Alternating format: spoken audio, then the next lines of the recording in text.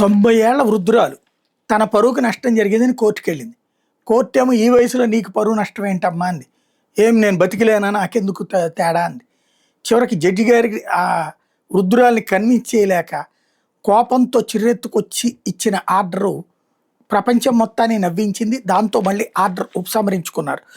జీవిత చరమాంక దశలో రాజీకి ఏమాత్రం అంగీకరించకుండా పరువు నష్ట దావా కొనసాగించడానికి ఓ 90 ఏళ్ల వృద్ధురాలు సిద్ధపడ్డాన్ని బాంబే హైకోర్టు తప్పట్టింది. ఇది యుగోల యుద్ధమని వ్యాఖ్యానించింది. తదుపరి విచారణ 20 ఏళ్ల తర్వాత అంటే 2046లో చేపడతామంటూ కేసును వాయిదా వేసింది. ఆ తర్వాత న్యాయవాది చేసిన వెంటనే సమ్మతించి రానున్న జూలై నెలలో విచారణ జరిపేందుకు అంగీకరించింది.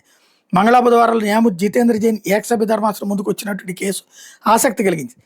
తరణీబెన్ దేశాయ్ అనేటటువంటి ఆవిడకు 90 ఏళ్ళు. ముంబైలోని శ్యామ్ కోఆపరేటివ్ హౌసింగ్ సొసైటీకి మధ్య 2015లో వివాదం ఏర్పడింది. తనకు మానసిక వేదన కలిగించినందుకు 20 కోట్ల నష్టపరిహారం చెల్లించాలని కోరుతూ ఆమె 2017లో పరువు నష్టం దావా వేశారు. పరిశీలించిన కోర్టు క్షమాపణ చెప్తే సరిపోతుందని, కేసు అవసరం లేదని 2018లో సూచించింది. అందుకు తరణీబెన్ నిరాకరించింది. తాజాగా మంగళవారం ఈ కేసు జస్టిస్ జైన్ ధర్మాసనం ముందుకు వచ్చింది.